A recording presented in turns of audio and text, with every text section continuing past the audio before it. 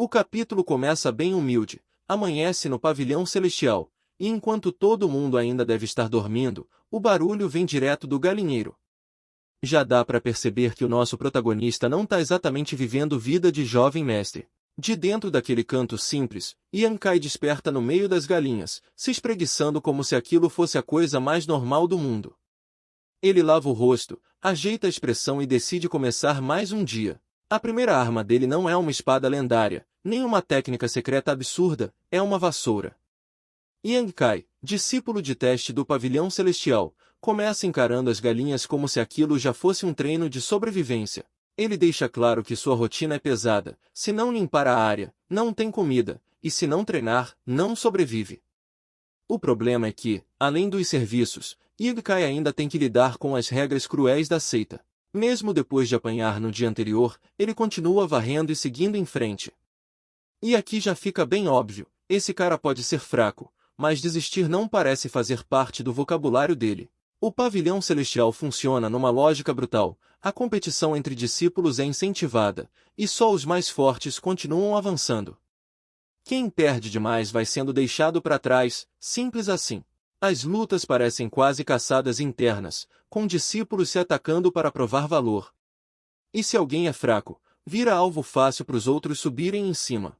Yankai está nessa situação complicada, já faz 3 anos que ele entrou, mas seu progresso é mínimo. Por causa disso, ele acaba virando piada entre os outros discípulos. Enquanto alguns treinam e comem tranquilos, ele é lembrado como aquele que quase não conseguiu nada desde que chegou. É o tipo de humilhação diária que vai cozinhando a cabeça de qualquer um. A história mostra um momento do passado, quando Yankai recebeu a chance de entrar no pavilhão celestial. A promessa era clara, se ele conseguisse avançar, poderia se tornar um discípulo oficial.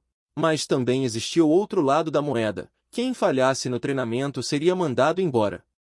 Ou seja, desde o começo, Yankai vive com um prazo invisível correndo contra ele. De volta ao presente, ele reconhece que as regras são injustas, mas também entende que ali talvez esteja sua única chance. Para Yankai, uma vida comum e confortável não combina com quem quer alcançar o pico das artes marciais. Ele não quer repetir a vergonha do passado e nem aceitar ficar preso na mediocridade. Mesmo fraco, o pensamento dele é simples: se a vida é curta, então ele precisa lutar com tudo. Só que a paz acaba rápido.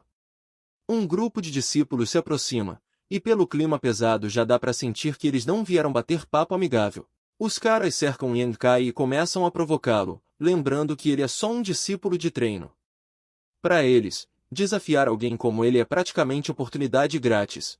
Yankai já tinha apanhado há poucos dias, mas isso não impede que mais gente queira sua vez. E é aí que a coisa desanda, a seita permite esse tipo de desafio, então ele fica sem muita saída. Alguns ainda percebem que Yankai não está em boas condições e questionam se aquilo é justo. Mas outro discípulo logo corta a conversa, usando as regras como desculpa para deixar a situação seguir. A lógica deles é cruel: se ninguém interfere, ninguém vai parar a briga. E para Yankai, isso significa mais uma humilhação prestes a acontecer. Ele segura firme a vassoura, como se aquilo fosse o único apoio que ainda tem. Mesmo cercado, Yankai não recua de imediato, e essa postura já chama atenção. Então, em vez de partir para cima, Yankai simplesmente se senta e começa a meditar. No meio de inimigos, pressão e provocação, ele tenta transformar aquele momento em treinamento. A energia ao redor dele começa a mudar, deixando o ambiente mais estranho. Não parece uma reação normal de alguém que está prestes a apanhar. Os discípulos ficam confusos, alguns rindo e outros tentando entender o que ele está fazendo. Yankai parece saber que não tem muita chance numa luta direta, então tenta buscar uma brecha no próprio limite. A ideia é arriscada: usar a pressão do confronto para avançar no cultivo do corpo temperado. Se der errado, ele apanha de novo. Se der certo, talvez finalmente consiga romper a estagnação. Yankai permanece calmo, de olhos fechados, enquanto uma aura fria e intensa envolve seu corpo. Até os pássaros nas árvores reagem ao clima estranho, como se algo estivesse prestes a acontecer. Então vem o som do sino da manhã, marcando o início de um novo dia no pavilhão celestial. Mas para Yankai, esse toque parece carregar um peso diferente, quase como o sinal de uma virada. Ele abre os olhos com uma expressão séria, e a frase sobre as 9 badaladas ecoa como um presságio. O capítulo termina deixando a sensação de que, para esse discípulo humilhado, algo finalmente começou a mudar. Com o sino da manhã tocando, o pátio do pavilhão celestial enche de discípulos, e Yang Kai aparece no meio deles com aquela postura de quem já apanhou da vida, mas ainda não caiu. Só que, nesse lugar, fraqueza não passa despercebida por muito tempo. Assim que percebem que pode rolar mais uma disputa, os discípulos viram uma plateia faminta. Todo mundo quer ser escolhido, porque enfrentar Yang Kai parece, para eles, vitória fácil e chance grátis de se exibir, e a humilhação fica ainda pior quando vários começam a gritar para ele escolher logo um oponente. É aquele tipo de cena em que ninguém respeita o protagonista, e justamente por isso a tensão só aumenta. Yang Kai, em vez de apontar alguém diretamente, pega a vassoura e joga pro alto. A escolha vira quase um sorteio, como se ele dissesse: se todo mundo quer tanto me bater, então deixe o destino decidir. A vassoura gira no ar, cai no chão e aponta para um dos discípulos. Na mesma hora, a multidão entende quem foi o sortudo escolhido para lutar contra ele. O escolhido cai na risada e ainda tira onda, dizendo que agora não é culpa dele se foi selecionado. Enquanto isso, os outros ficam irritados, porque perderam a chance de descontar em Yang Kai. Esse discípulo se chama Zhou Pingyun, e ele já chega com aquela confiança de quem acha que a luta acabou antes mesmo de começar. Para ele, Yang Kai não é um rival, é só um obstáculo fraco no caminho. A diferença entre os dois é apresentada de forma bem clara. Yang Kai ainda é discípulo de treinamento e está na terceira camada do corpo temperado.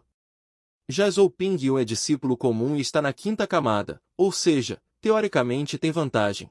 O capítulo também mostra a hierarquia dentro do pavilhão celestial, com discípulos de treinamento na base e categorias mais altas acima deles. E isso deixa claro por que Yang Kai é tratado como alguém descartável ali dentro. Mesmo assim, Yang Kai não recua.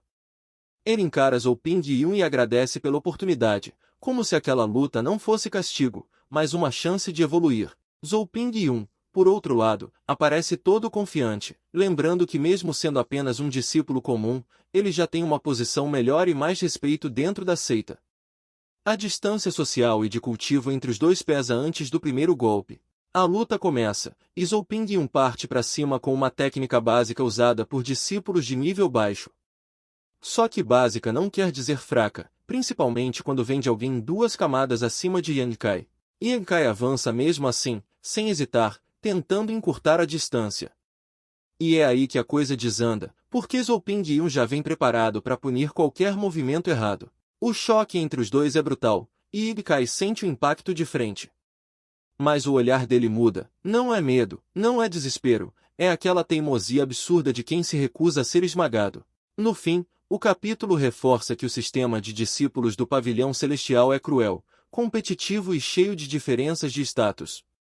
E no meio disso tudo, Yang Kai continua sendo o azarão que ninguém leva a sério, mas que começa a mostrar uma resistência perigosa.